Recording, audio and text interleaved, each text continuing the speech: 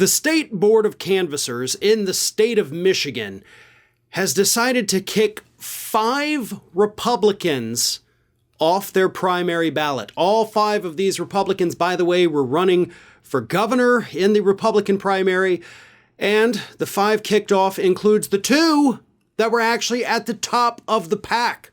So the 2 Republican frontrunners in this Michigan Republican gubernatorial primary have been kicked off the ballot. And the reason, of course, is very simple. They likely, according to the State Board of Canvassers, committed election fraud by using fraudulent signatures to basically get enough signatures to even get their names on the ballot in the first place. 5 of them. Each one individually, according to the State Board of Canvassers, did a scheme where they sent out their people with their petitions, and then they got fake names. Fraudulent names, bad signatures that aren't real people, or signatures for people that didn't actually sign it. And here's the thing. There's still 5 Republicans left. So 5 kicked off, 5 left, right? So you got half and half.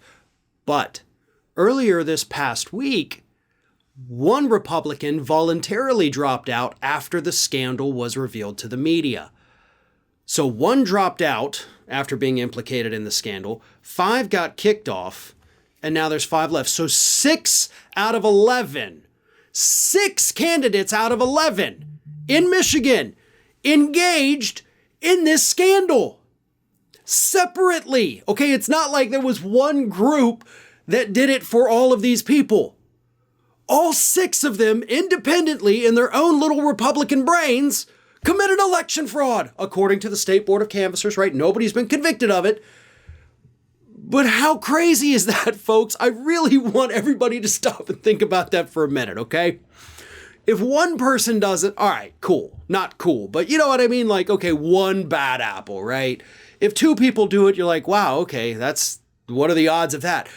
6 people in 1 race, all doing the same fraudulent thing without knowing that each other is doing the same fraudulent thing as far as we know? That's a problem with your party. That is your political party showing how rotten it is when the majority of your candidates in a single race all get kicked off for committing election fraud. Yeah, I think you need to take a little bit of time to do some introspective searching here and find out what the hell is wrong with the Republicans.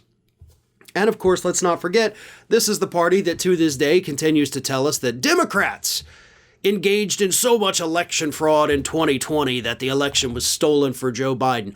Bullcrap.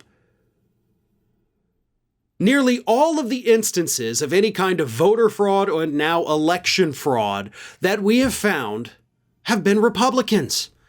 The majority, and when I say majority, please understand that I mean all except for 1 confirmed case, 1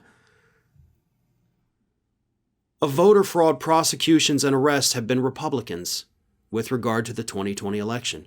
There was 1 known Democrat that did it. Dozens of Republicans that did it.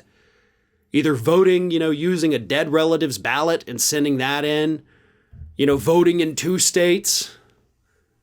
It's always the Republicans. So every time you hear them whining and crying about election fraud, you just go ahead and you point to that state of Michigan and this Republican gubernatorial primary where a majority of the Republican candidates got busted separately committing voter fraud. Hey everyone, this is Aspen. And did you know that for the low cost of $0 per day, you can subscribe to the Fair and Balanced YouTube channel. We also encourage you to like, comment, and share. But again, click that subscribe button and help Aspen not be so grumpy.